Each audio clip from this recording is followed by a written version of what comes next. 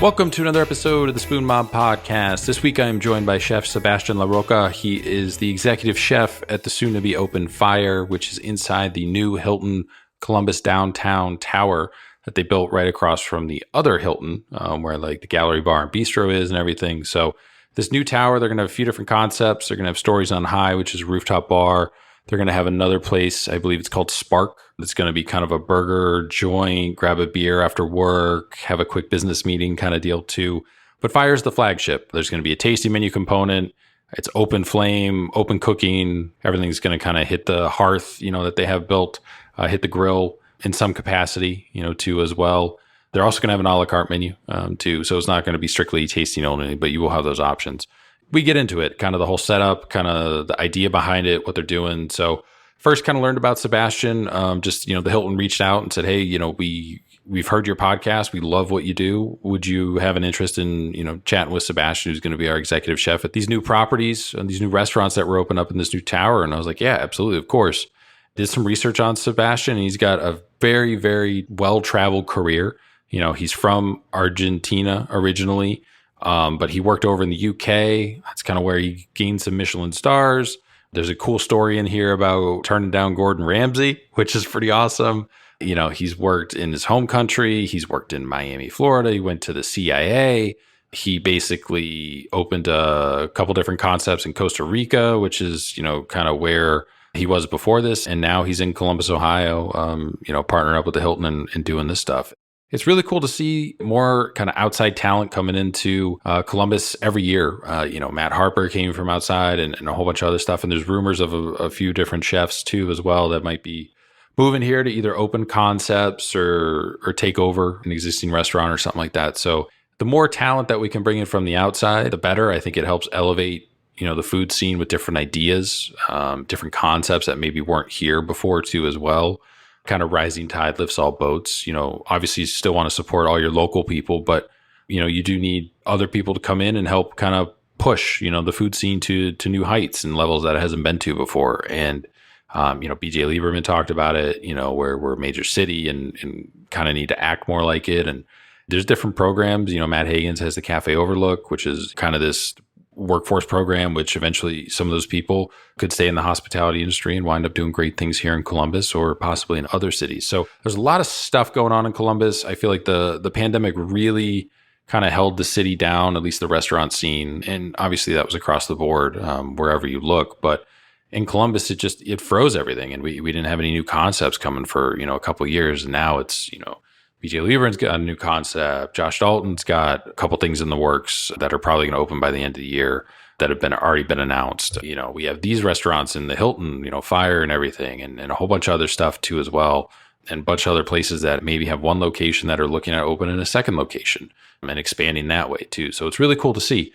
You can follow Chef Sebastian Rocca on Instagram. He's at SEBASLAROCCA. So Sebas Rocca, basically just kind of the first part of his name. You can also follow his Costa Rica restaurant group at Eat Gastro Group. And that includes the restaurants Botanico, which is at Botanico CR because it's in Costa Rica. That's the Instagram handle for that. Rocca Sushi, which is at Rocca CR. And then also Hamburguesa, which is at Hamburguesa. And then also follow at the Hilton Columbus account too as well. And that kind of give you some updates on when they kind of do a soft opening and when they do a full launch and everything of all those different concepts. But FYR is the one that's going to open first. And we'll add more Instagram handles and tag everything too, because they're going to have different Instagram handles for all the different concepts that they open. But FYR also has their own Instagram handle. It's at FYR Short North. So you can follow them too as well for any updates in the restaurant. Like I said, that'll be the first one that opens. But you can follow us on Instagram at Spoon Mob, Twitter, Facebook, TikTok. You can find us on all those platforms. Check out the website, spoonmob.com.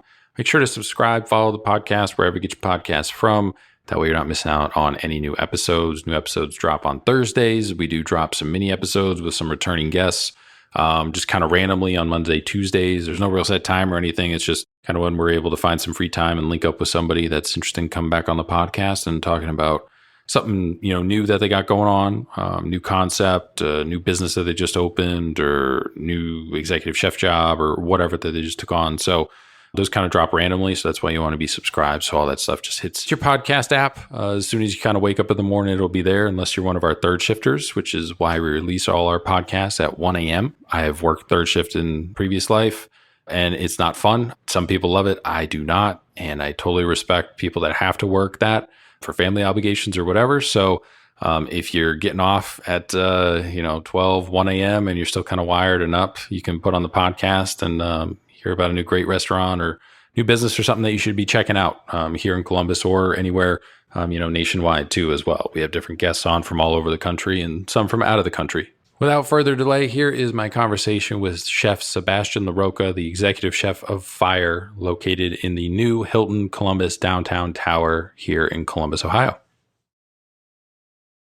Appreciate you taking some time out of your schedule. I know you're pretty busy right now with everything that you got going on, which we're going to get to the couple different concepts that you're opening with the Hilton here a little bit later. I always like to start with everybody kind of at the beginning of their career. Take me through, how did you first get started cooking? I mean, I think a big proponent of it was your grandmother, right? For me, my grandmother was a huge inspiration. I have a lot of fun being around my grandmother cooking. To be fair, for both sides, my grandparents used to be great cooks, but home cooks. So I really get inspired, get well with my grandma from my mother's side. She was for me my huge inspiration. Still back, when people ask me, who's your favorite cook? I said, my grandmother. Nobody can beat his spoon, including myself. She was so special in the way to cook, For me, it was once more nice inspiration because cooking is about give love to someone else, is the nicest thing you can do in life. That's what inspired me. I say, I want to do this.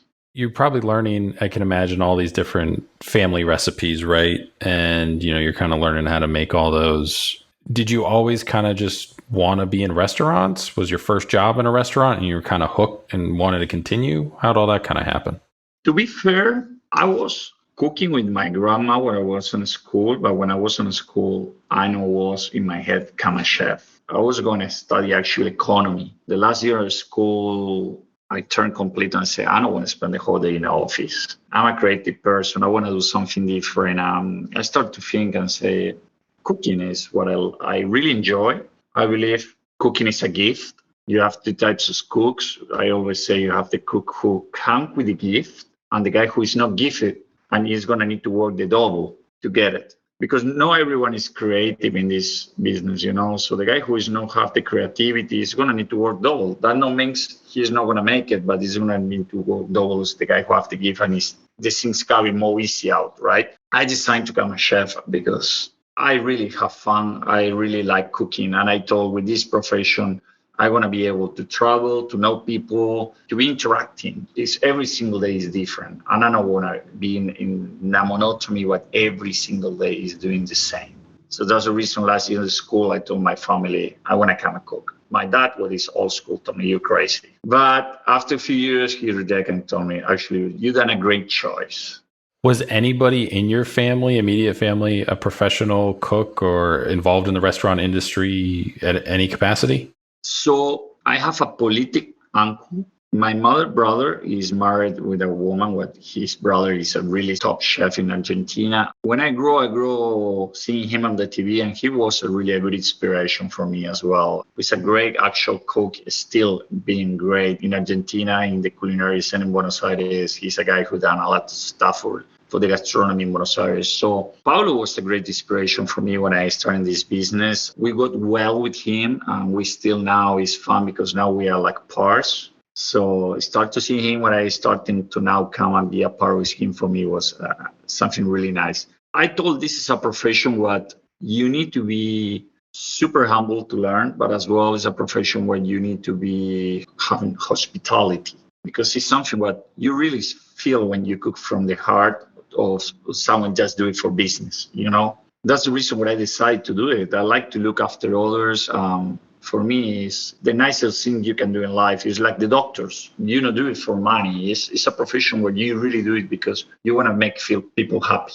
What was your first job in a restaurant? My first job was in Dunkin' Donuts. What actually was a little disappointing to me because I was raising last year at school. I was raising some money because I want to move to the States to become a chef. So I had a few months free. a friend of mine joined Dunkin' Donuts. He said, hey, man, if you want, you can join me. They're looking for cooks. I'm going to cook, and I'm going to go now to the culinary school in the States, but probably I can raise some money. Let's make. So I told him we were going to have all ready, all for scratch, and we're going to learn how to do donuts. When I arrived, was everything already made. You don't need to do is decorate.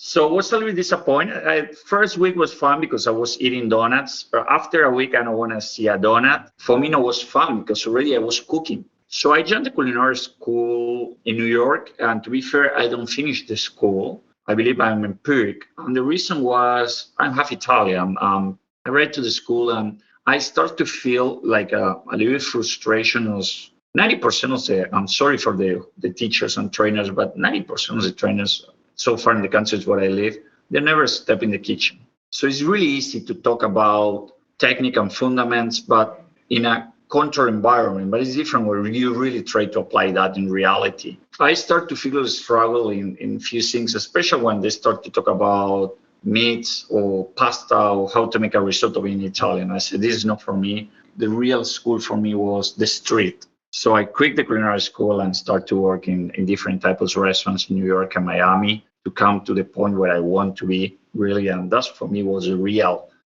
test, the real school. You know, with this, I don't mean the guys that don't need to go to school. With this, I don't mean the culinary school, they're bad. They're really good. And actually, I done few careers after. But in my case, they have a different background that have really good cooks for when I start.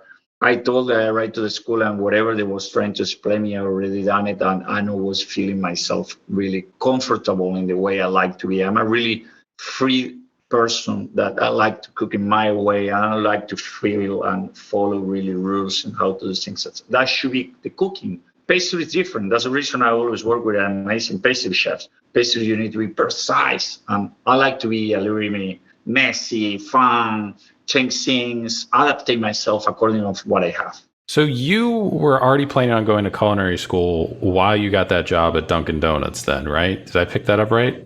I was going to the culinary school and this job popped up a few months before I moved to States.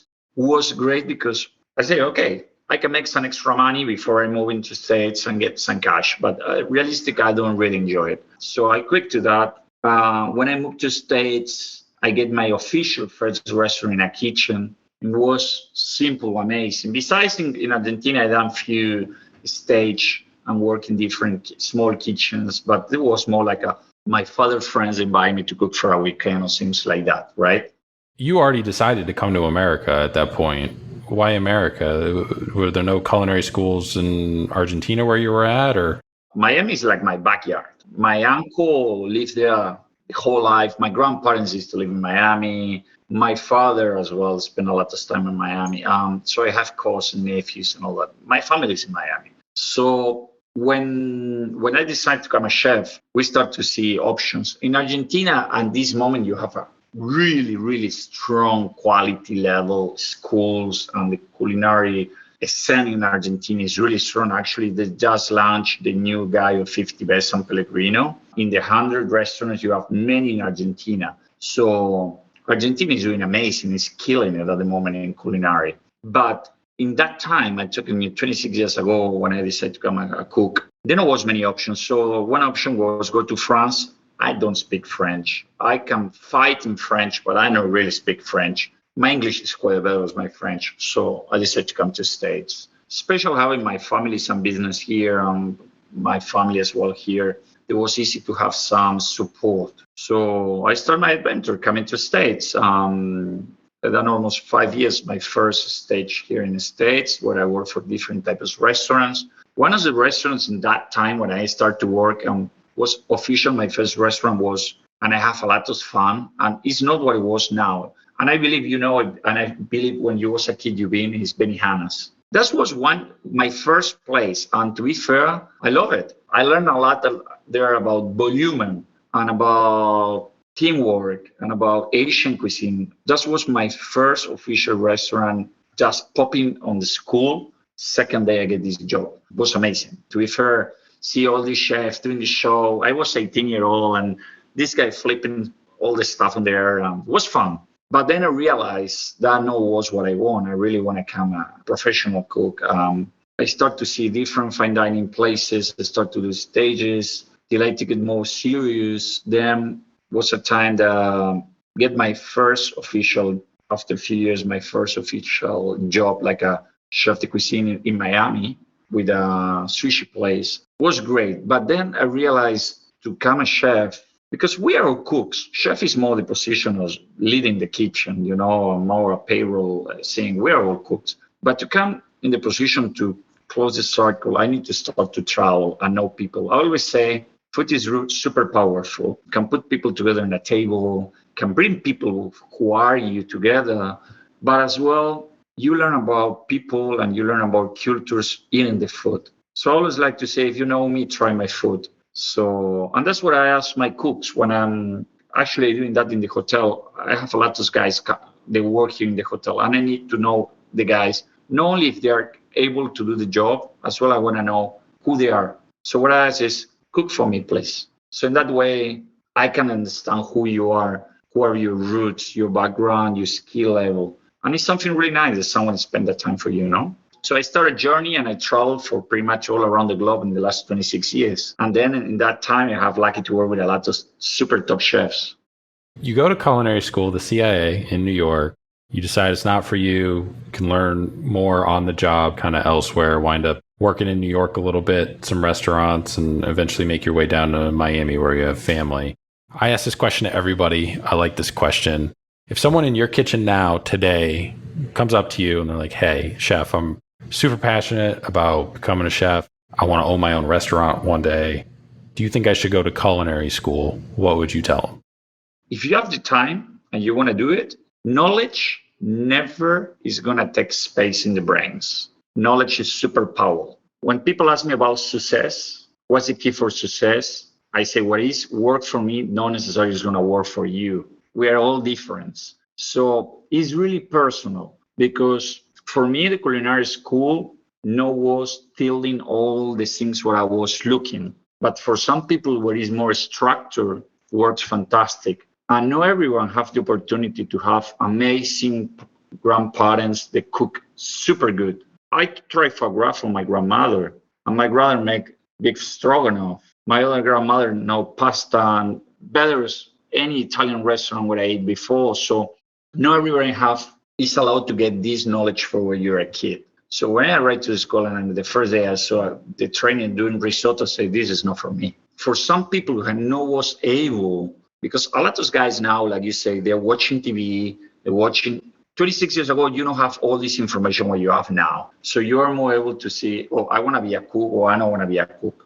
When you come to this time, I think it's a personal choice. If you want to study, it's fine. If you need to tick that to your parents and say that's the title, it's fine. But for me, the real school is a street. Both chefs with title or without title, they value exactly the same. Nothing is going to guarantee that you have a title in your wall, you're going to be an amazing cook. Because I can tell you guys, they go to the best school and they don't come. So, and I know guys where they're empiric 100%, they never step in a school and they cook amazing. So it's so relative about the school, For me, it's about passion. How passionate you are about this career. And you don't take it like a career, you take it like a lifestyle, Like everything in life, if you want to win something, you need to put something. And the best advice what I can give to anyone who's listening to this and want to do a step in this career is you need to put time and you need to invest in this. And invest is not only money, it's time and time to go to learn. Learning is in this business is about read, it's about taste and travel. So when you invest in this career, what is a lifestyle actually, and a way to live, you're full. But you can pretend only to go to school and say, oh, I'm a chef, because that's no good. That's not enough. Coming back to what you say, it's a personal choice. If you decide you want to go to the school, it's fine for me. I want to support you. I want to try to organize my schedules in the way they work for you. If you tell me, I never study, but I want to become a chef, and you have the right attitude, I can teach you to cook, but I not can teach you to have a good attitude. And a bad attitude is like a flat tire. It's not going to take you anywhere. But you have an amazing attitude and you have fire, I can build up and I can make you an amazing cook. because that's what you need to become a cook, the right attitude. You really be able to put what you need to this. You need to invest time. And if you want to put the time and you have the right attitude, everyone can cook. It's no secret. You're down in Miami. You had some time at Benihana. You're making sushi in Miami. What happens from there? Because eventually you wind up in the UK, which is kind of, I think, where everybody kind of knows your career starts in the press, with a couple of restaurants there, which I want to get to. But fill in kind of that time between Miami and you getting to the UK. What all happens there? Yeah, always happen like most of the cooks, we always are in the shallow. And then I believe is 50% of the success, because this formula success is not really a formula. But for work for me, I always say is two things. 50% is know how to do your stuff, and the 50% the people know you. Sometimes you're in the right time, in the right moment, and you have this catapult effect. And that's what happened with me in UK. The UK was a catapult to take me up to the people know me. But in between Miami and UK, so I've been in Chile. So first, moved to Buenos Aires for a few months, then get a job in Chile in Punta Arenas, what is the last city on the continent. After that, you have La Antártida.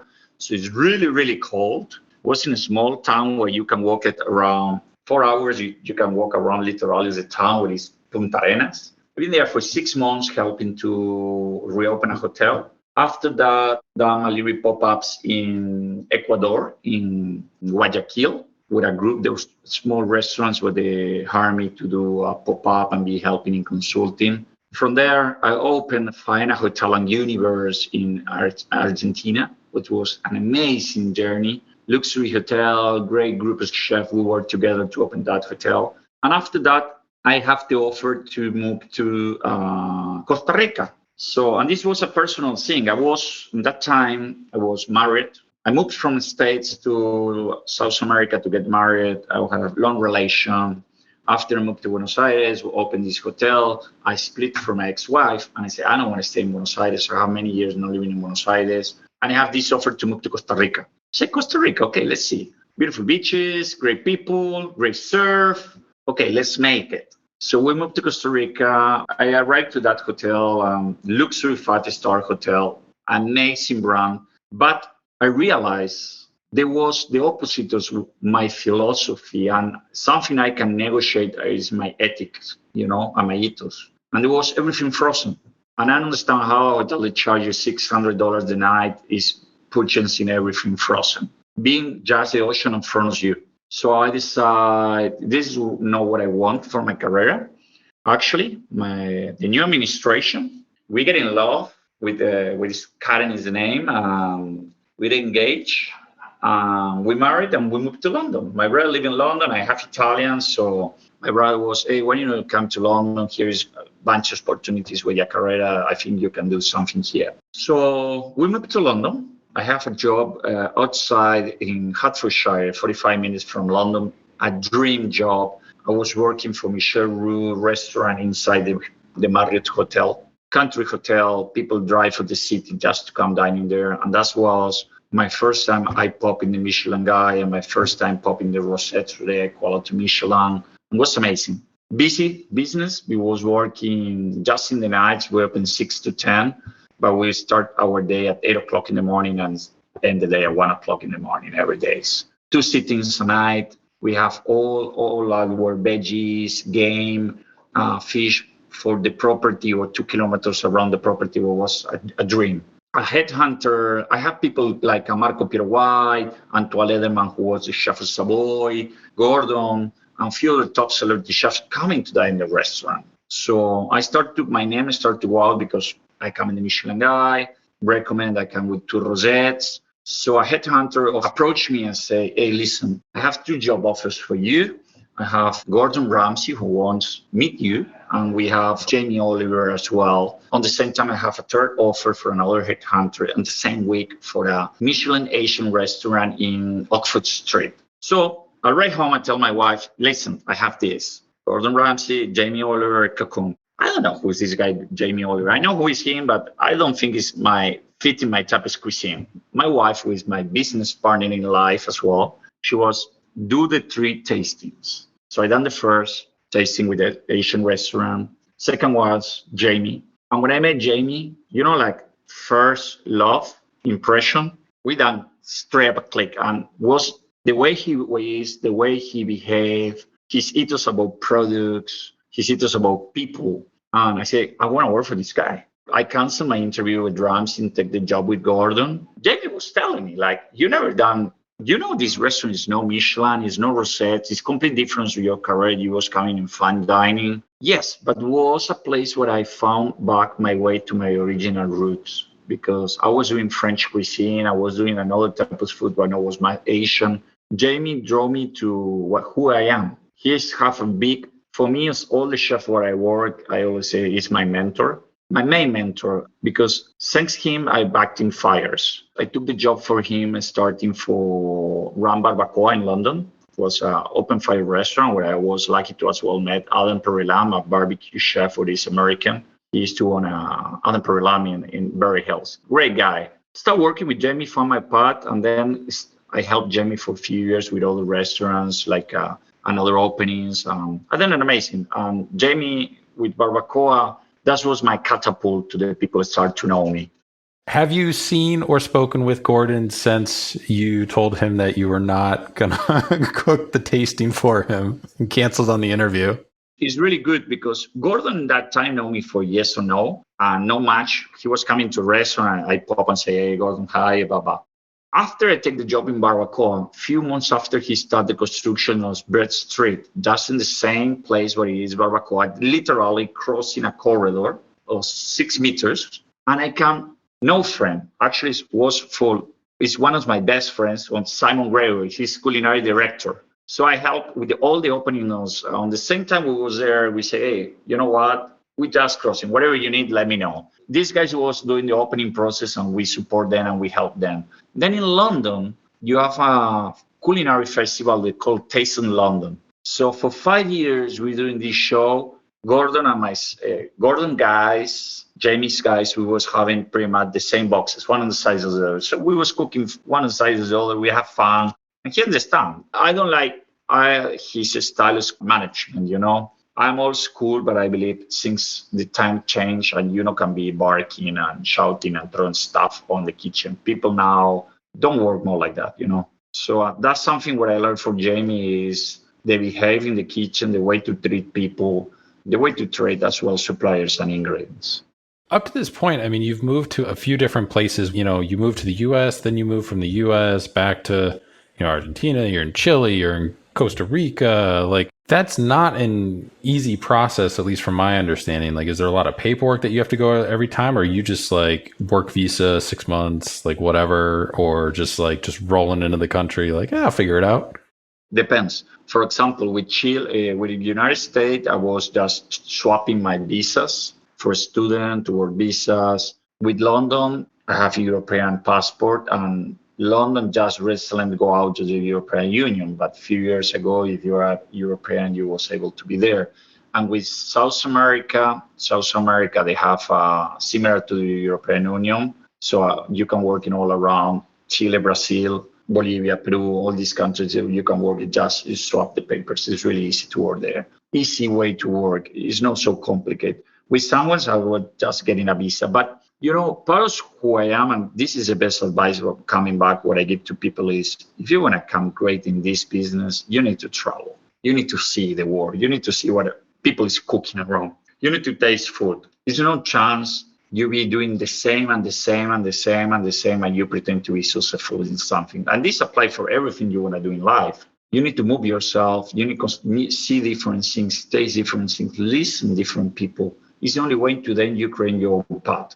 How big of a difference are the two restaurants in the UK that you're working at? You mean Jamie from Michelle? Yes. Night and day, or? Yes. Zodiac was fun dining, real fun dining. We had a set menu.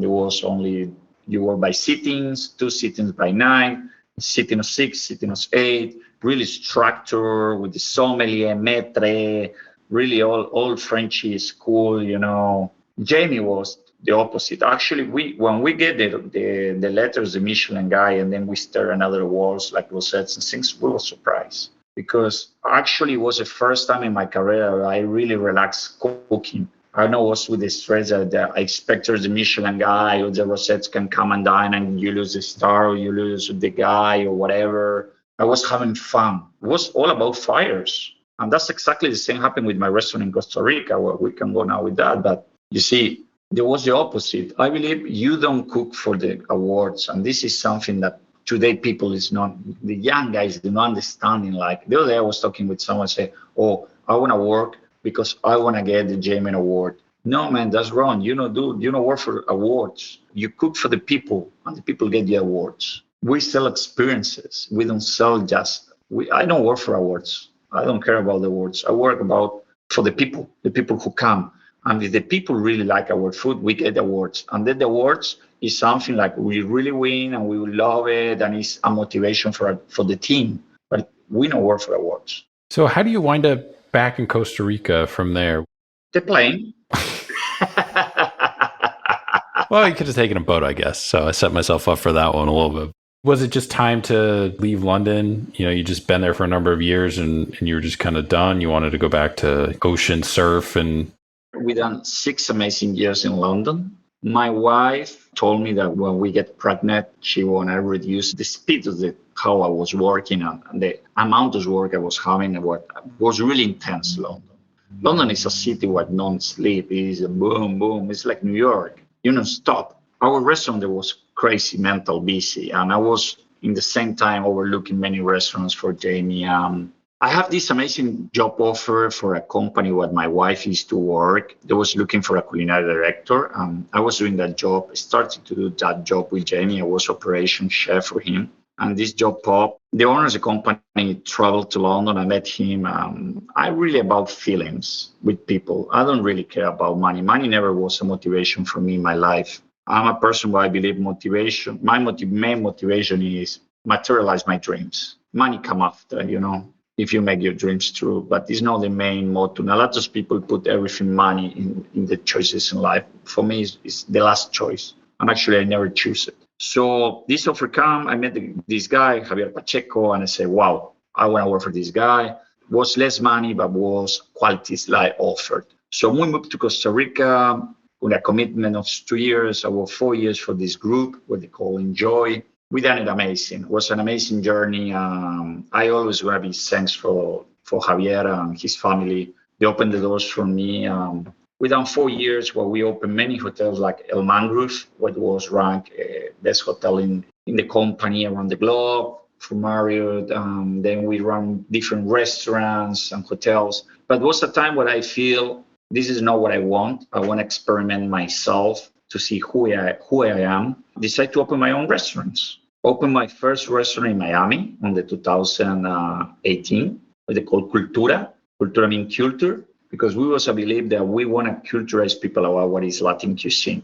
In that time, the business partner what I have was right. We was sharing the same ideas. And after a year, I decided to open my ways for the company. It was a great company. My business partner was great, but we was sometimes, partnerships are not easy. I don't know if you've done one before, but sometimes it's not the right person. It's like the marriage. It's nothing wrong. Simply, it's not the right person. So I decided to open ways, set in Costa Rica full. I was traveling too much. I have a small daughter. Now she's 8. In 2019, we opened Botanico. Botanico was my dreams coming true in what is the restaurant concept, open fires. And Botanico come to tell all the things we was expecting and look about the restaurant. We get all the awards we was expecting. 2009, end of 2019, we was ranked by Nick Gills for New Order between the 19 best restaurants in America. Well, the same happened with Cultura before. Cultura get a lot of awards. I don't know if you saw it, but what Botanico done, I believe was my best achievement so far. We have bad lucky that we opened in December and then in March we get kicked by the pandemic. We have 20 and 21 with pandemia, but on the middle of the 2020, we got the amazing news of TripAdvisor rank us on the 10 top percent of the best restaurants in the world. On middle of last year, 50 Best San Pellegrino, what is one of the top best restaurant guys in the world, rank us in 50 Best Discovery. So besides we was getting slammed by the pandemia, we get this motivational awards what the people give to us because people vote for us about services. Botanical and amazing. Then in Costa Rica, I opened my little restaurant what they call Rocca, which is we play with my last name, and it's a izakaya speakeasy sushi bar. What we done this combination of sushi and hip hop. So the playlist is hip hop for the 80s, and you go, this is like a man cave, dark, looks like a classic speakeasy. I was inspired in Al Capone speakeasy. You eat sushi with hip hop, and people love it. And then we own a burger joint in Costa Rica. That's pretty much the last. I spent almost 9 years in Costa Rica. I love Costa Rica. My daughter is Costa Rican. My wife is Costa Rican. But like everything in life, it's a time. How different is Costa Rica from other places that you've cooked? Is it, a lot of the restaurants are corporate or chains or hotels or independent? How's the food scene there? You have everything. You have independent restaurants, you have chains. Costa Rican people like a lot of those American chains, so they have chains. But now, the last few years, Costa Rica is changing. You have amazing cooks at the moment. There start to be a lot of pop-up restaurants and independent restaurants. Now, it used to be like 80% franchises, 20 owners. Now we're flipping, and I can tell you there are more independent restaurants that franchise. And then you're going to see in the beach area is a lot of hotels. In the city, you have hotels, but not that many like in the beach areas and outside. And then in the city, you have some amazing restaurants at the moment. I have two friends where they're doing so good there. And I believe they're going to come in 51. Actually, one, Pablo, is as well. They get award last year on 50. And Santiago, with Silvestre, I believe he's going to get award this year because there are two Costa Rican guys where they're doing amazing food at the moment. Do you think like Costa Rica is kind of the next Central America, Latin America, like country where its food scene is going to kind of explode and kind of be on the global stage, like Peru, Brazil before it? Yes, 100%. Costa Rica is doing amazing. Something what I really like with Costa Rica was the microclimates what you have. So you have a lot of diversity in products. You can get whatever you want pretty much there. So Costa Rica at the moment is we done for 9 years. We collaborate between all the chefs, and you have as well Randy Siles, who is another amazing local chef, and all these chefs we work together. I believe now people is seeing Costa Rica. It's a hot spot. Everyone, Europe, America, South America, they seeing Costa Rica for holidays, but just is not going for holidays as well. They're going for dine. So when you start opening your own restaurants, was it just time, or did you feel, you're like, I'm tired of working for other people and wanted to do something on my own where you had more control? Or what's the time? Time is key. I always say time equal experience. And it's the only thing you can cheat in life is time. And before I have many times that offered to get open restaurant, I open my own restaurant, but I don't know what's the time. That's something what is advice that I give now to all these new generations. They want to rush. They want everything fast. Don't rush. It's no rush. You don't need to, with 22-year-old, open your own restaurant, or with 23. I always say, enjoy the ride. It's inspiration. I race motorcycles, and inspiration, the slogan of BMW is make like a ride. I love it. And actually, I have it in my WhatsApp, make like a ride. You need to enjoy the ride, So for me, it was a time situation. I thought it was the right time to open my own places. With that, you opened, the Live Fire restaurant, like you mentioned, Botanico. Then you open Rocca, which is like the sushi izakaya restaurant, and then Hamburguesa, which is just a hamburger spot. But with each of those concepts, you're drawing from your previous experience too. Like Live Fire, that's a big thing in Argentinian style cooking, Francis Mallman, like all that stuff. One of your first jobs was sushi in Miami. And then, everybody loves hamburgers, right? That was probably the logic behind that one. But the point is, fire is my life, is my passion. I have fire in my heart. When I talk, I'm passion. This is what I am. I'm fire. But then the other two is I'm a big fan of burgers. If you ask me between my three top meals, burger is one. Some people rank a burger like burger is a burger. No, but make a really good burger. It's a serious deal, It's not a really good burger. It's not easy to get it. You get burgers, but really good, no. It's a combination between the bread, the patty, and it's not about toppings because I really like really basic burgers. Less is more for me. So when my business partners told me about join the hamburguesia and get the burgers, I said, sure, I'm a big fan of burgers. Let's do it. That's like the fun part of our business. And then sushi was something like, that's one of my second type of food favorites in the world. And I always want to open a izakaya. I talked with my wife. We're going to turn this year 15 years together. And I always thought I want to have a izakaya bar where it's just, I just want a bar. I know doing hot food is only amazing cocktails, great sushi, and hip hop. And my wife's wife, you're crazy. You don't can have hip hop with sushi. Say, I want to have it. And like I told you, my motivation is make my dreams true. So during pandemia, we was planning to open, before pandemic, we was planning to open Rocca, like a real restaurant down the street and great.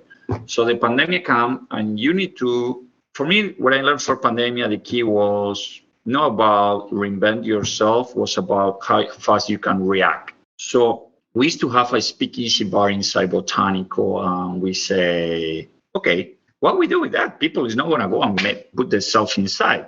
We used to fit 60 people in this place like this all together. And we say, we can do that. So I get the idea, we think what we're going to do with the sushi and say, we're doing the speakeasy. We only cook for 12 people on the time. And we opened it during pandemic. 12 people sitting, just sushi, great cocktails, great amount of quality of sake, hip hop. And people love it. Have you been to Japan at all? Have you been to Italy? Yes, of course. I've been 6 months there. I've been all around. Now I love it. How does the opportunity with Hilton come about? Because that's kind of the next thing, which you're working on now, working on the concepts. Which, well, the concepts are fully fleshed out, but you're working on the menus and everything like that now. With Hilton, for me, was a life change opportunity. It's not just a job. That's the first. Costa Rica is, in many aspects, is great, but as well, I was feeling a little strong with a few personal items. In December, I have a personal situation with my family in Argentina that made my father pass away. And that made me rethink a lot what I want to do with my life, personal and work life. One of the things was, I understand that the time you lose with your family, you can bring it back. And the other was money and work, they go and come. Is not the most important. As well, we learned this during pandemic, So I have a really good friend who worked for me and his mentor, and we are amazing friends, post this opportunity about Hilton. They was looking for a chef who want to be the face and own the restaurant. Just in Costa Rica at the moment with the pandemic and all that, the economy is turning a little bit complicated to run business. I really want to do a change. I really say, you know what? We're going to keep our restaurants in Costa Rica, work and everything, but I need something different. I touch my roof in Costa Rica. I can do more. And how the economy is at the moment, the only way to grow is grow for the size. And I don't want to open more restaurants. What we have is fine. We're doing amazing. People love the concepts. We love the concepts. And we are really thanks. But I don't want to be open more restaurants there. And this opportunity popped. So I called my friend. I said, hey, Guille, listen, I saw this job. Tell me about it. And my friend was, are you crazy? Are you going to apply for this? You own your restaurants in Costa Rica? I said, yes. I'm looking to do a change with my wife. We're looking to spend more time with my family. And as well, I think this can be a great opportunity for my daughter to they open a lot of doors. I heard a lot of good things about Hilton. So he hooked me up. I done the first interview was amazing. And then I have this call with Chris Coffin, the GM, Doug, the F&B director. The first time is if I know Columbus, and I go in and I check Columbus. I don't know nothing about Columbus, to be fair with you. I know, of course, Ohio State University, but I don't know nothing else. So when I Google it, I say, wow, this city is amazing. They have a lot to offer. It's beautiful, the city. Complete difference what the other states or cities, what I know in the States, What I know a lot here, but never was in my loop.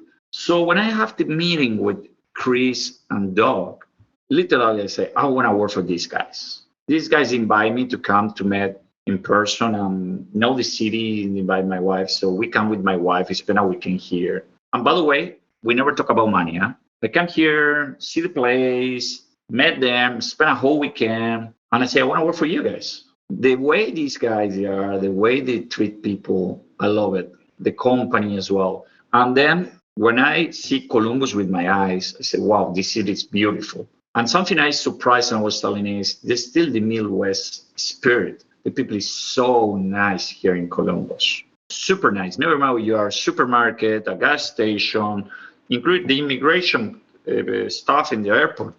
This is so nice. So I told my wife, I want to live here. I think I have a lot to offer to Columbus, and Columbus have a lot to offer to us. And my wife turned to me and said, you know what? I think we can call home Columbus. So, and when we was walking the building, and now we want to go through with all the concepts, what is the one more excited for me? I told, hey, it's like you guys was spying me, and they create these concepts special for me because we have a fire restaurant, we have a fusion Asian restaurant, we have a bar, and it's all what I have and what I know to do. So I was super excited about the offer, Yeah, we are. The main kind of restaurant out of the three is FYR, and that's going to be all live fire cooking, right?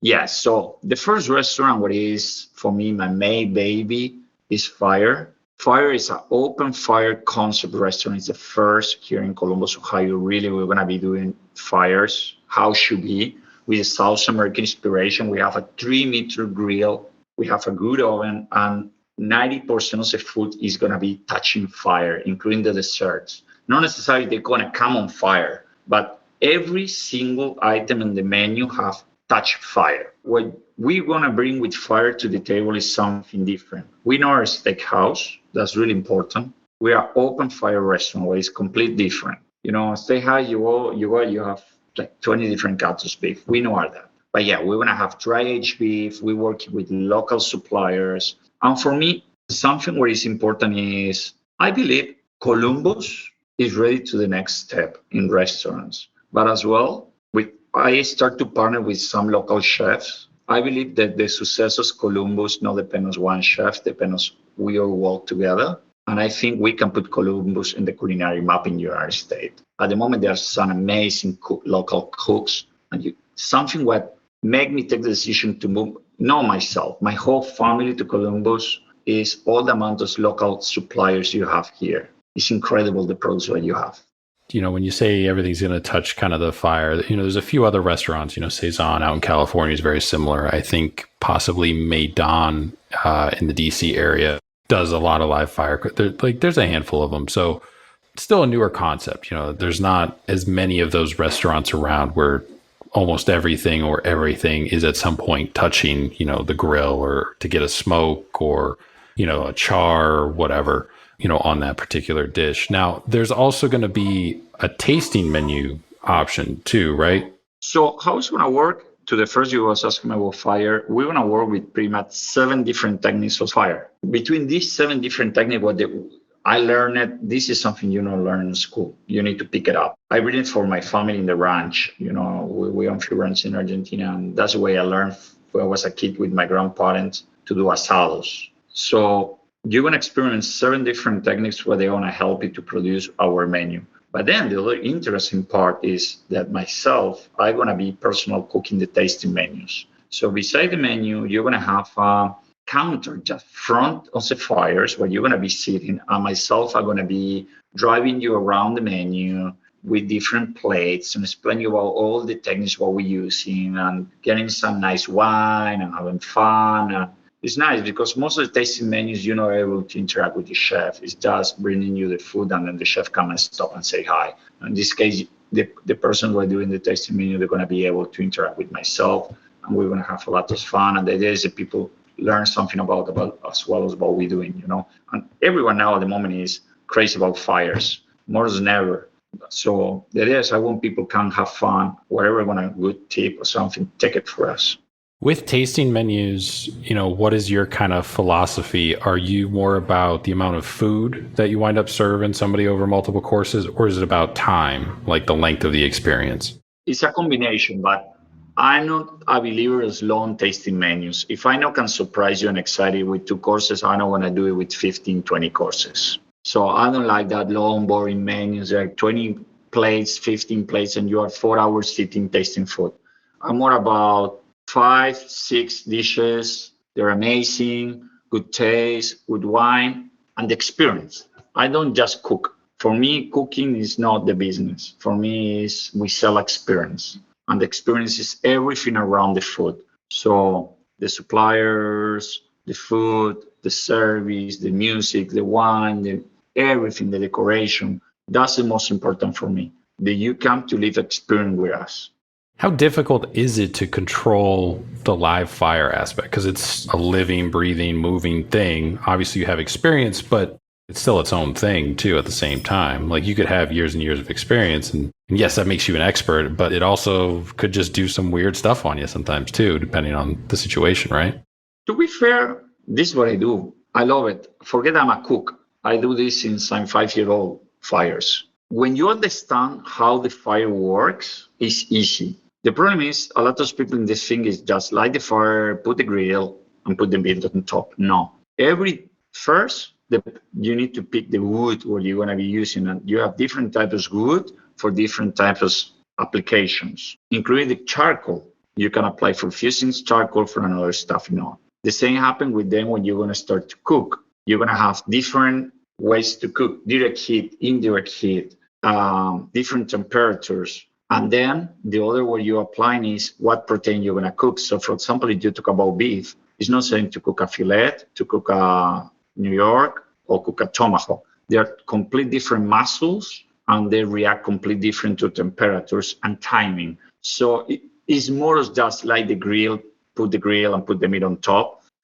It's a big training what I'm doing with cooks here. I prefer to get guys, but they are going to be training for zero. The guys that come with, I know how to cook on the grill, because they cook in a grill flipping beef. It's not just flip beef on the grill. Like the other day I was talking for a cook, like he served a steak, and they have this bad concept that you need to make that grill marks really deep, black. And I said, but when you touch this, there's burn, because you literally burn. You're not grilling, you're burning to make that marks. So it's more about, I don't know if I answer your question, but it's more about just light the grill and put the grill. There are many concepts that you need to control, include temperature and humidity. So with the time you get used to, but takes a few months to pick it up and get in the level, you can feel confident grilling. I let my grills work alone. And then Stories on High is the rooftop cocktail bar, but you're going to be doing kind of small plates, I think, up there too, right, for that? Stories is not just a rooftop. It's going to be the more cool rooftop in the city. Let's put it like this. You have 28th floor, two amazing terraces facing. You can see the whole city. You can see the main street, but it's amazing. And then what we're doing, we have this amazing cocktail program with Rustin, who is our director of food and beverage, is doing. And Russ come with an amazing cocktail menu there. I'm going to be prepping an American Asian fusion menu. We have a little robata grill where you're going to be able to sit in the bar, confront the robata, and we have a special robata menu. Plus, then you're going to have some dishes coming from the kitchen, sushi. So you're going to be able to be getting your cocktails, with different types of small bites. And then I think in the lobby is Spark, which is going to be like a Midwestern menu, kind of. Yeah, so you're going to have more casual food. Like, let's say you're in the hotel and you don't want to change yourself to go to the restaurant, or you're alone, you come for a meeting, you're tired, you just want to get a burger. That's a place to go. Or you just want to see the match and get some nice fries, calamaris. That's a place to go. Or you're going to pizza that we're going to have as well on fire pizzas. But you just want a pizza, watch the game, get a drink, be yourself chilling. That's a place to go. Spot. Or you're going to drink before you dine or before your meeting. That's a place. It's a lot of fun. Argentinian cuisine is kind of known for meat, right? And then Costa Rica is kind of known for rice, beans, herbs. Those are two things that pair really well together, kind of almost naturally. But that's also not too far off from kind of the Midwestern palate, kind of it's expanding, but kind of the cliche thing was always steak and potatoes is kind of what we have here. So does that make the transition to Columbus a little bit easier, knowing that the food that you grew up on and have experienced for a large chunk of your career will easily kind of translate to the Midwestern palate?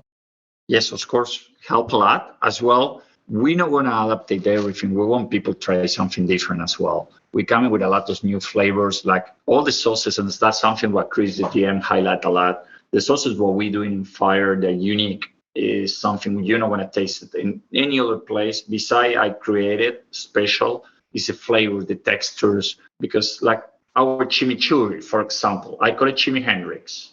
You know why? You know Jimi Hendrix? So that chimichurri is pure rock. So I name it after Jimi Hendrix, Jimi Hendrix. So it's a fresh herb chimichurri, but you have chimichurris and then you have Jimi Hendrix. It's the next level. They really pop, the freshness. People think chimichurri is just chopped parsley and garlic or dry oregano and garlic. Here, what we're doing is something completely different. In Argentina, the chimichurri, you're going to have 20,000 recipes. It's like the ketchup. Depends, the ketchup is completely different wherever you go, you know? So the same happened with the chimichurri. In Argentina, that is, depends on the city where you go, is a different recipe, and then in the family, they done another recipe. So we have all these sauces what we create, and they are different, and the people, they're going to really like it. But as well, having this little background about what's happening in Columbus helped me a lot. And as well, I'm taking my time to know Columbus, you know. I go in every single weekend to dine in different restaurants, and during the week as well. I met so far a few of the chefs local where I really come well. I'm really, really happy. I'm super happy that most of the chefs, they opened the doors for me, like they know me for before, and they were so friendly, you know. Like, for example, Josh for Veritas, James for Ray Ray. Actually, I was last Sunday in James' house enjoying his family, the pool, and he made some beans with pork. Amazing. You were spilling the beans. So yeah, I feel in my set, like I only 3 months here, but I feel like I was for long. What item that you're going to put on the menu are you most excited to get the feedback from the dining public on to see how they react to it? Okay, one of the more weird combinations that I think is gonna blow is you take it or you leave it. We have a bone marrow where it's cooked to perfection. Then we finish it with some Jimi Hendrix, pan grattato where it's a toasted breadcrumbs, and sirchi, uni. So it's my version of surf and turf. So you have the creamy or the unsweetness with a little salt of the uni, that fatness of the bone marrow, and then the acidity with a little bit pick of spice of the chimichurri. The combination of that three items together, plus the pan grattato will give you some texture. It's a blow mind. Yeah, then we have a few other items that people is gonna like we have a tartare we're gonna be doing at the table. We have like some other items that we have a parrillada in the sharing plates. I don't know if you know, but a parrillada is like a board with different cuts. I think that is going to be a hot topic that people really like it. We have some offals, chorizo, different cuts. The food what we're doing as well is for sure, you know, no, because there are big portions, is you order different and you be sharing the table. Are any of the concepts going to be doing to-go online ordering? Spark maybe? I don't know yet that. I can come back to you. To be fair, you need to come and live the experience in the restaurant. That's the real deal. Then I know you're going to be able to do pick up. Like if you want something, you can call and come and pick it up. But the real deal is come, enjoy. Because when you take the food home and you order the food for home, yeah, you're going to taste this amazing steak what we're going to be making with you, or our potatoes, or our veggies cooked on the grill. But the real deal is be sitting there, getting that fires. We have an amazing open kitchen. See the people, the bartenders, the music, the vibe. All that is what makes the real experience. It's not only the food. Now, I read, and I don't know if this is true, but when you were in Costa Rica, you hosted a cooking TV show. Is that accurate? You see, that's the reason why I can speak easy with you, right? We do our research here. We go deep. And that's good. You've done a great research. You're not doing it anymore? No more. I've done 3 years. When you're doing a cooking TV show, how difficult is it to adjust to where you're cooking for the camera and you're not cooking for a person? Like you're not cooking for somebody in the restaurant. You're cooking in this time constraint, right? To be fair with you, for me, in this case, this show, I done it as well in London in BBC with Jamie, but Costa Rica was about have fun. People is watching the show. Most of the people there, normal people, you know, like lawyers, accountants, mothers. They're not professional cooks. We have a lot of professional cook looking, but so you don't want to complicate the people. So what I was doing is searching for local ingredients and showing the people how to use it in a different way, more professional, but keep it simple. So there was 15, 20 minutes shows where we was picking an ingredient or go to the market, or we done a lot of outdoors, so we was cooking in different spots, showing that the kitchen, need to be scary.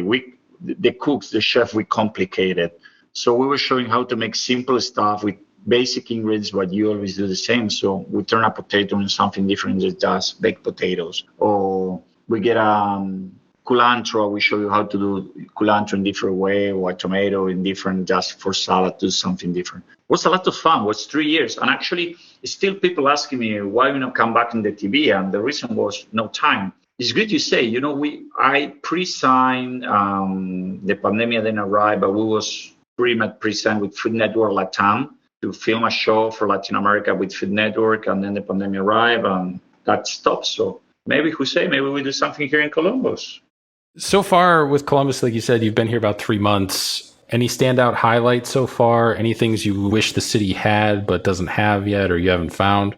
So far, what I know, I love it. Of course, the Open Fire restaurant where we're opening now. Fire was one of the spots that was missing the city. And I think the city, they have everything you want. If you want to eat great tacos, you have here in our market, Dos Hermanos. I love it. These guys are doing the best tacos in the city for me. I just waiting now to start the season of sports. That's where I'm looking now, hockey and all that stuff. But what I saw so far, I'm going to be honest, it's a magic city. It's a small, big city. You have everything what you need. It's popping more and more, I believe, and it's going to be popping more. I saw a few concepts coming.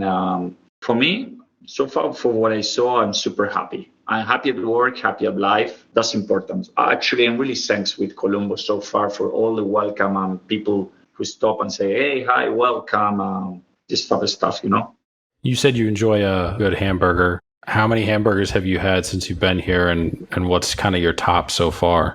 To be fair, I don't eat many burgers yet here. I was focusing more on different types of food. I try more commercial burgers like a Shake Shack. Swanson, where it's a local brand.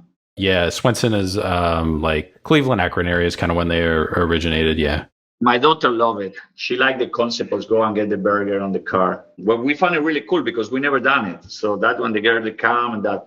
But I don't eat many burgers. To be fair with you, one, of course, here's in the hotel, the actual burger what they have here in Hilton is really nice. It's a smash burger. But I don't get many burgers. When I get one in Ghost Rider, the chef was there. Now he's moving to a new concept. So actually looking forward to taste his new place. But no many burgers. I was most about when I stopped, of course, with James and Right, but I get this hot plate. I believe you get it as meats.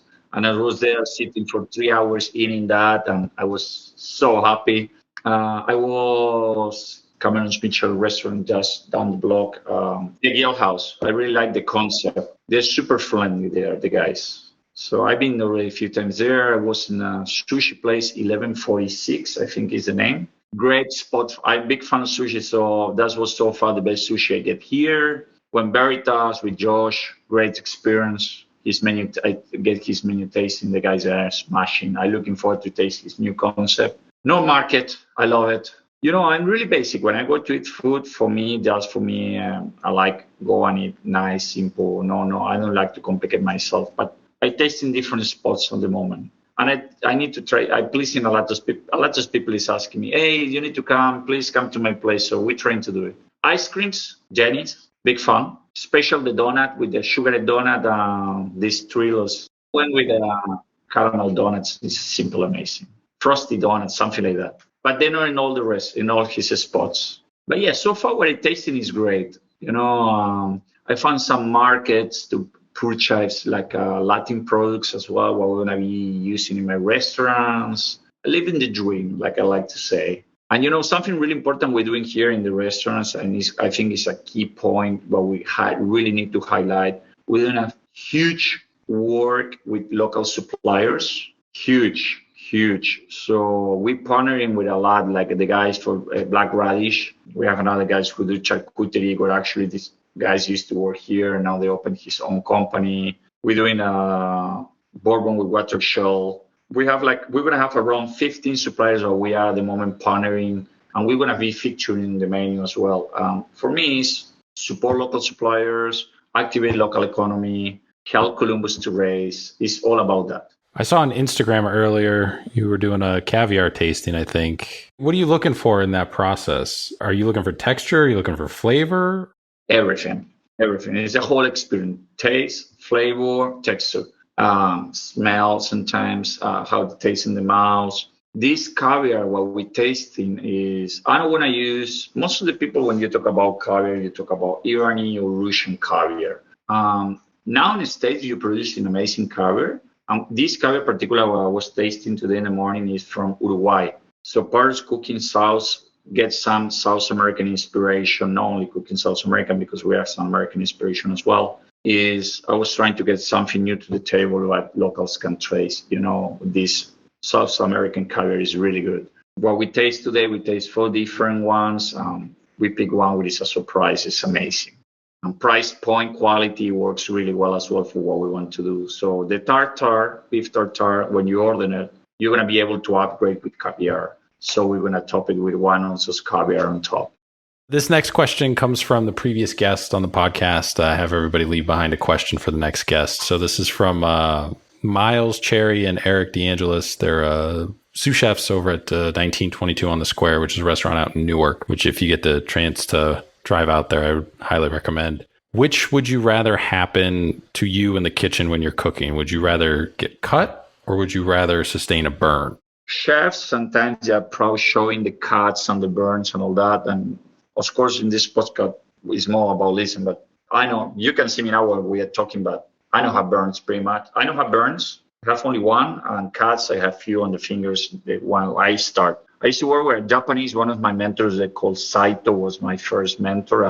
He used to slap me in that time, old school. If you cut or you burn. And if you cut or you burn, it's a problem because we counting with you. So if you are out of the kitchen, we are -1 and we're in problem. So for me, I like to not cut and not burn. Now, if I need to want, I prefer the cut because after heal, you don't have a big scar. Especially I have tattoos, so in both arms, so I prefer to not have a burn. What question do you want to leave behind for the next guest?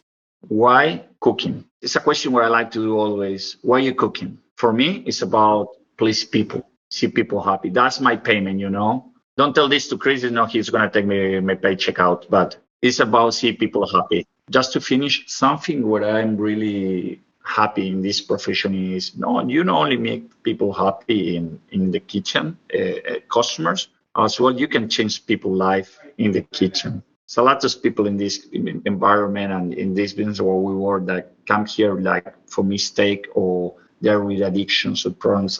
We can make a huge difference with the cooking. We can give a tool to someone. We can teach a profession. Special people was with make mistakes in life. Nowhere is exempt to make a mistake in life, go in prison or have addiction or whatever. Come in the life of someone and touch it and make the difference. That's for me the most satisfactory about this business. This next question comes from one of our listeners. They wrote in, what is the biggest difference between cooking for a restaurant that's located inside a hotel versus a standalone restaurant that's in its own building?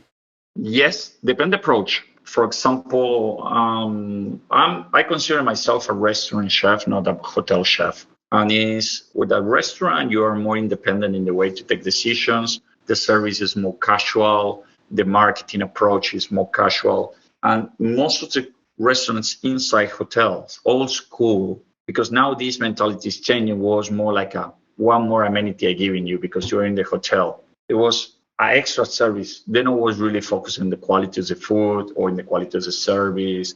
And then it was a marketing attached. The last few years, the hotel business understand that it's a plus actually. Start to try and get more restaurant chefs in the business and start to focus more on approaching quality food, quality service, and sell experience to the customers and not just an extra service. You see now more restaurants inside hotels with Michelin stars, 50 best and Pellegrinos, and this is because restaurant chefs start to join hotels and we start to give this approach different to the customers. So we got a handful more questions for you. We ask these to everybody who comes on the podcast. So a nice compare and contrast across all the episodes here. So who would you say is the biggest influence on your cooking career looking back on it so far? Beside my grandmother, what we spoke already, Jamie Oliver was my main mentor in my career. And then, of course, Francis Malman, I love it. Francis and myself, We share the same philosophy as cooking on fires. And Francis is a great inspiration for me always. And he's a great guy. I have the opportunity to meet him many times and cook with him. He's a great guy. Last time I saw him was in Uruguay in his restaurant. His food is super. He's a great guy. But he's inspired me more in personal ways as only work, the way he approached life. What's one kitchen item that's not a knife that you can't live without? Well, that's a good question. My tongs. But not that fancy tongs forget the fancy tongs. That now it's a fashion everybody put here now. Real tongs, because I'm a griller. So I need nice tongs to work my meats, get, the tongs. You start to move things around the grill. Tongs and knives, the two basic tools. I know, I always play the joke that I know that Harry Potter, and please don't get offended other cooks, but I don't like to play with foam, gelatines, powders, nitrogen. I know use technology in this kitchen. That's something important as well, but people are going to experience something different. Restaurant you'd recommend that isn't your own. So for Costa Rica, somebody's traveling, to Costa Rica. None of your restaurants are open that day. Where are you pointing them? So beside my restaurants, I recommend you Silvestre from Santiago, Benedetto. For me, he's making the fine dining in Costa Rica. He's representing the new contemporary Costa Rican cuisine. Pablo Bonilla, Francisca. He have more 6 years experimenting with the local indigenous cuisine. He's going with the indigenous, live with them and understand his philosophy and bring it back. And he's doing a contemporary version of what is the indigenous cuisine in Costa Rica.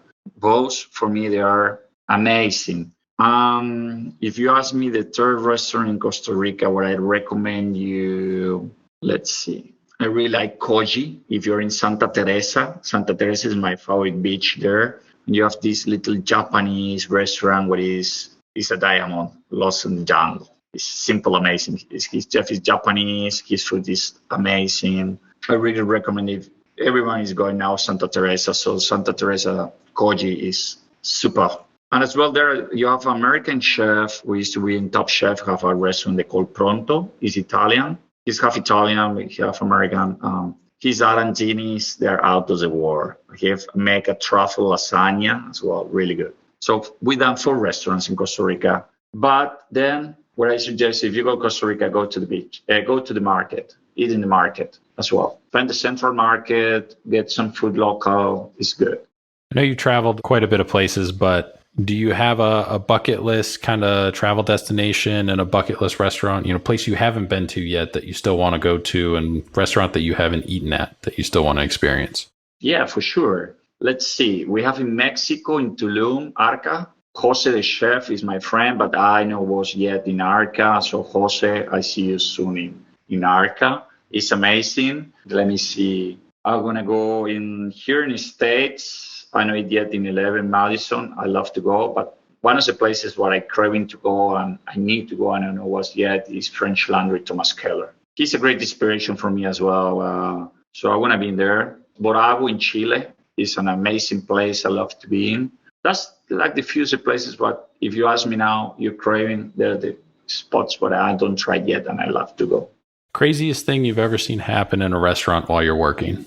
It's not so crazy, but I was doing consulting as well, and I was doing consulting in Costa Rica, and we was doing a menu. I was explaining to the guys, we was tasting the menu and all that, and I literally put the plate, and I turned to go to pick a microplane to finish the plate, and when I turned the plate, the food was on the plate disappeared. Literally, when I turned up, was a monkey walking just walking by the wall with my whole plate. I never saw that in my life. I saw funny things like a restaurant coming fire. I saw things like, a restaurant coming fire, someone fell for the table, a Lopez set in middle of the restaurant, like someone with one another girl and the girlfriend or the wife come. But I never saw a monkey steal the food in the middle of a photo shooting. Yeah, the only place I could even think that would happen would be somewhere in like Bali or Thailand or something like that, where kind of the monkeys are kind of roaming and they usually say, watch out. But the guy done it twice, twice. I put the plate again, I turn it, and when I turn it again, took it again. Food or drink guilty pleasure? Is there anything that you know is just not great for you health-wise, but you just can't help yourself? Something where after 40, few things, should we get in my case, I'm intolerant to sugar. I turned that after 40 and 44. I have a sweet tooth. I love candies. So if you open my drawer now, let's see. Here in the drawer, I have an arsenal of candies. So we have Starburst, Holy Ranchers, Kit Kat. This is healthy actually, La Barra. And then I have Mike and Ike's. Sweets is my thing. I only have here in the drawer sweets, and when I work in, I get something. And then another thing that's the only thing what I don't smoke. I'm social drinker, so candies is the only thing what I know should be taken it. I take it. Favorite Instagram account you follow? I really like Fernando Troca. Fernando Troca is a friend. And to be fair, when you ask me about inspirational people, Fernando is another chef who really inspired me. For me, is one of the persons in this business with the big heart I ever seen. Fernando is one of the best chefs in Argentina, and from Argentina to the world, on many types of different restaurants. And I love his Instagram account, whatever he put in, his food, his lifestyle. So if you don't know it, Fernando Troca, great guy to follow. And then, of course, I race motorcycles, so I have few motorcycles ones what I follow, but off-road motorcycles. Favorite dish, thing you ever cooked, created, looking back over the course of your career, you can kind of point to this dish, this thing that you cooked as being, your aha moment, like you knew you could be a professional chef. I have a plate what I do, and I bring it in all my restaurants, and it's probably simple, but Einstein used to say everything should be simple, but not simple. It's a tomato, what we bake in the oven. Is served with burnt onions and tapa dulce, where it's panela. It's a raw sugar, honey, what we make, goat cheese and sumacs. Sounds really simple, but it's a lot of technique, because if you overcook the tomato, it's going to be like a puree. If you don't cook it perfect, it's going to be hard. And you serve it wrong temperature. That's a plate what people is going to be able to enjoy on fire, as well. I have it in my restaurant in Costa Rica. It's simple, amazing. I'm an Anthony Bourdain fan. Not everybody is. If you were, is there a episode, a moment, scene that stands out to you about him? If you weren't, was there another kind of chef on TV that you gravitated towards at any point during your career? To be honest, I'm no big fan. I like what he do, but I never was a big fan of Anthony, and I don't watch it a lot. I used to love Charlie Trotter's shows. I used to love the way Charlie cooked. He was a genius in what he was doing. He was really inspired for me. I used to love watch Charlie on TV. Curtis Stone, I used to like as well, the way when he was cooking. I don't know if you remember his shows down the beach. He used to have a long time ago a TV show. He was cooking on the beach. I used to like that show as well. But Charlie for me was wow. Where can people find you? Social media, website, reservations, plug everything. They can find me in my Instagram, in Sebastian La Rocca. Then they can go on the FYR Instagram. It's open already, and please follow.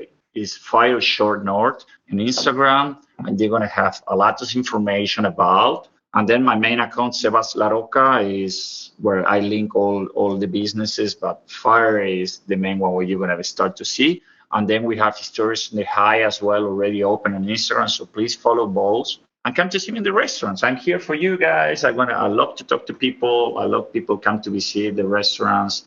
I'm gonna be free to all these people when I come and cook and have fun and eat good food and drinks with me. When do the restaurants open? Is there an opening date? So we're looking to open the FYR by the end of August. That's going to be the first one, and then everything else will follow. Actually we're looking to open FYR, Spock, the market. But by the way, talk about market, if you have a second, I'd like to add that. We have this amazing market with, I partnered here in the hotel with Todd Bryan. Brian is our pastry chef, super talented young guy that we give wings to this guy to just do whatever he wants in pastry. And you guys are going to try the most ridiculous desserts and chocolates with Brian do. And then Todd is our banqueting and market executive chef. Is the first time this hotel have two executive chefs. So Todd and myself, we are partners in this hotel.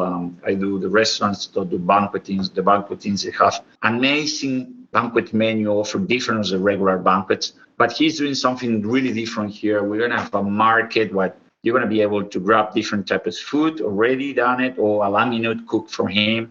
And as well, the offer what he's doing is completely different. You're going to have a type of deli there as well to get nice food. If you don't have time to come and dine in the restaurant, you can stop by, grab some food, some smoothies or some juice. As well, you're going to be able to purchase some stuff as well already done, some chocolates and candies and things like that. So Columbus, be ready because Hilton is going to blow your mind. No, it all sounds like awesome concepts. Really looking forward to checking out the FYR and the tasting menu and trying the food firsthand. It's always great to see we started to have some, I call it out of town talent come into Columbus. Matt Harper moved here. He worked at Zahav in Philly and, he wound up here and is the executive chef over at Commune. And we've started to have people like yourself come in from out of town, and a rising tide lifts all boats. Kind of helps all the restaurants kind of move up to that next level and push everybody, to continue to innovate and push themselves creatively and culinary directions and everything too. So it's really awesome to see new concepts come in and new people come in with fresh ideas. So pretty excited. Columbus have a lot to offer. It's like I told you, you take, but you give back. The quality living you have here is amazing. The people is amazing. And the food so far where I tried was great. So I'm looking forward to be adding some spice to Columbus and be able to raise Columbus with the amazing thing what we have here in Hilton. I expect to see everyone here in FYR and all the other restaurants, and they're gonna have a blast. Believe me, they're really gonna enjoy what we're doing here. We have a lot of surprises. The team is working really hard. We're looking forward to have Columbus visiting us soon. Looking forward to trying it. If you ever need anything from us, feel free to reach out. We like to support everybody who comes on the podcast as much as we can, whether it's change over the tasting menu and you want to talk about it for 15 minutes or whatever, just reach out. Happy to support everybody as much as we can here. So definitely looking forward to opening day, opening night for you guys and getting in there and trying some of your food firsthand. Thank you for having me. I was really, really happy to chat with you. A big thanks again to Chef Sebastian for taking some time, coming on the podcast. A big shout out to the Hilton team for helping set this up. A shout out to Megan Garb, who is the VP, Director of kind of media relations for them.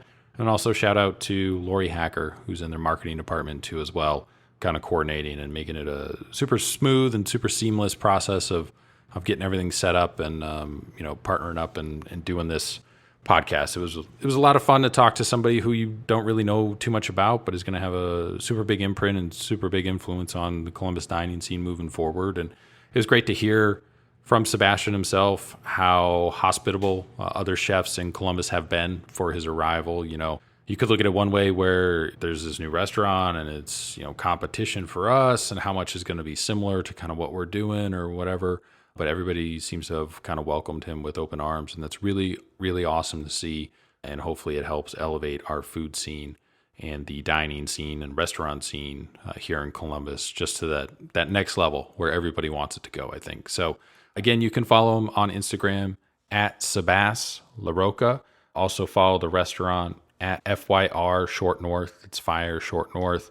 You can follow his restaurants in Costa Rica at Eat Gastro Group, at Botanico CR, at Rocca CR, and at Hamburgerisa. And you can also follow the new Hilton Tower at Hilton Columbus, and then you'll get updates on kind of as the new concepts open in succession. But the first one will be FYR, and it sounds like the next one will be Stories on High. And then after that, they'll go through kind of the rest as they open too as well. So check that out. They've been doing some job fairs too as well. So if you're in the industry, we did some advertising for them.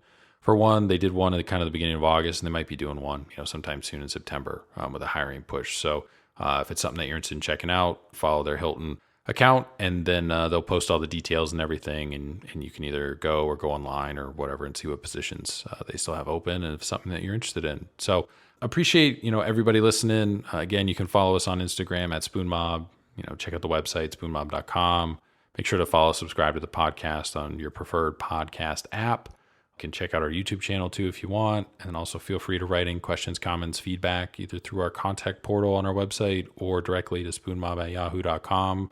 We take questions. If you have a question that you've ever wanted to ask a sommelier or a restaurant owner or a chef, feel free to write that in, and we'll get it matched up with kind of the best guest that we kind of feel would work the best with. And then we'll hit you back as soon as that question gets asked. And then the episode's going to air, let you know that your question will be featured. We always do a listener writing question, so it's a lot of fun. Kind of throws a little different twist towards the end of every episode and every interview that we do. But yeah, if you have anything else, questions, comments, feedback, whatever, just write it in. We'll respond to you as soon as we can. We like to respond to everybody. And it's always great hearing from people that have encountered the podcast and found the podcast and have enjoyed kind of what we're doing. So appreciate everybody listening. Like I always say, if you're new, welcome. If you've been here for a while, thank you for your continued support. And we will talk to you guys next week.